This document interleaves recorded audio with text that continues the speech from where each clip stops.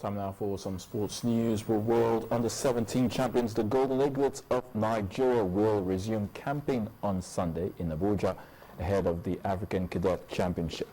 Team coach Emmanuel Amunike, who returned on Wednesday from Spain, said the next 2 weeks would be used to ascertain the fitness level and condition of the players. The team is expected to begin its training session on Monday at the FIFA Goal Project pitch.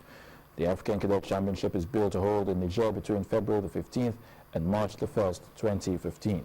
The tournament also serves as a qualifier for the next FIFA Under-17 World Cup in Chile.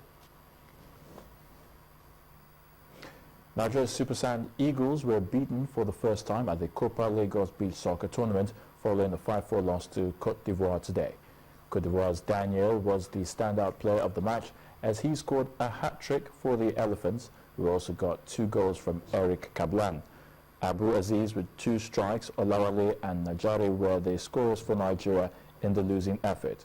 Up next for the Sand Eagles is Senegal tomorrow, Sunday.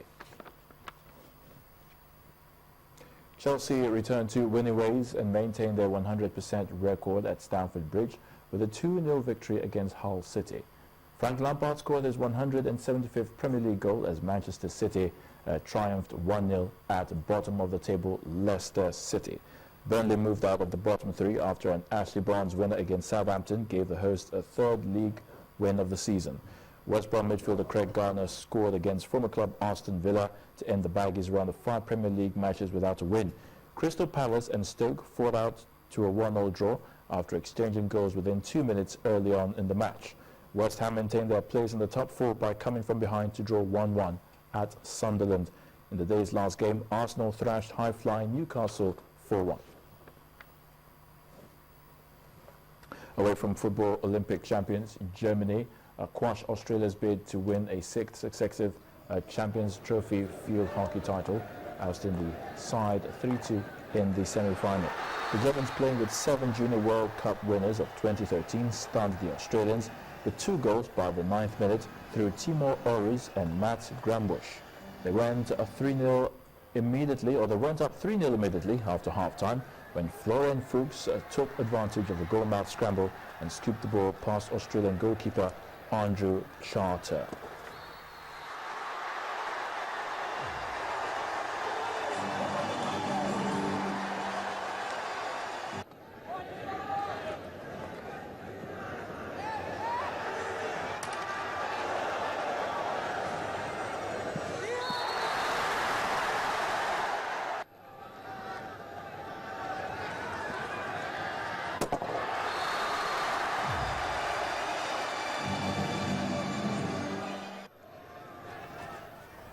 Pakistan progressed to the Champions Trophy final when they beat host India 4-3 in a thrilling game. A rather noisy crowd saw their team take an early lead through Gurjinder Singh's penalty corner. But Pakistan got back on level terms in the second quarter through Mohammad Qadir, before Mohammad Waqas put them in front for the first time just after the halfway mark. India came back to draw 2-0 through a brilliant reverse stick effort from Dharamveer Singh 6 minutes later, but then Pakistan went ahead with Mohammad Irfan netting from a short corner. A brilliant solo effort from Mohammad Qadir in the dying seconds gave Pakistan the victory and set up a final against Germany on Sunday.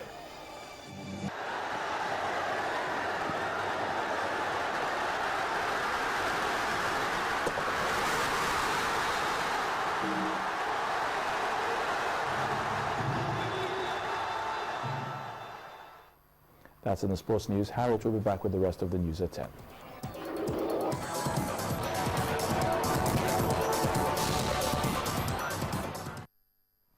On the international scene, thousands of people have marched through the U.S. capital, Washington, D.C., to protest against the recent killings of unarmed black people by the police. Civil rights activists and relatives of Michael Brown, shot dead in the Missouri town of Ferguson, and Eric Garner, who died from a chokehold in New York, were also part of the march. Both died after their encounters with the police, but grand juries decided not to bring charges against the police, sparking anger and unrest. Another demonstration in New York is also expected to draw thousands. The organizers arranged buses to take demonstrators to the Capitol from around the U.S. East Coast. The marchers made their way down Pennsylvania Avenue, the main thoroughfare linking the White House and the Capitol building. The protest has been described as calm but defiant, with a large number of police officers on standby. A senior Supreme Court official has been shot and killed by militants in Afghanistan's capital, Kabul.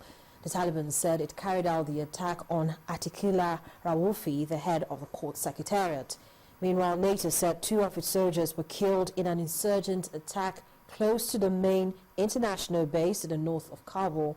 The incidents come amid an upsurge of Taliban violence as the U.S. and NATO mission in Afghanistan nears its end. The majority of foreign forces leave the country in less than 3 weeks, although about 12,000 NATO soldiers will remain to train and advise Afghan security forces from January next year. The International Criminal Court has suspended investigation into war crimes in Sudan's Darfur region owing to lack of action by the United Nations. ICC prosecutor Fatou Bensouda says there must be a dramatic shift in the UN Security Council's approach. The Hague-based court indicted Sudanese President Omar al-Bashir in 2009 for alleged war crimes, but he remains at large and has refused to recognize the court's authority. Other Sudanese officials have also been charged by the ICC, but none have been arrested. Darfur has been in conflict since 2003, when rebels took up arms. And the main news again. The Borno State Governor, Kashim Shettima, has insisted the restoration of peace takes priority over elections in his state in the face of the continuous terror attacks in the northeast. President Goodluck Jonathan has blamed the prolonged fight against insurgency on saboteurs and has vowed to crush the militants in the northeast and restore peace to the area. Lagos State Governor Babatunde Fashola has advocated the use of electronic voting system as a solution to Nigeria's electoral irregularities. And thousands have marched through U.S. Capitol, Washington, D.C. to protest recent killings of unarmed black people by the police. Well, that's the news at 10 tonight. Thank you so much for watching, and thank you so much for being a part of it as well. I'm Harriet Agbinu. Have a good night.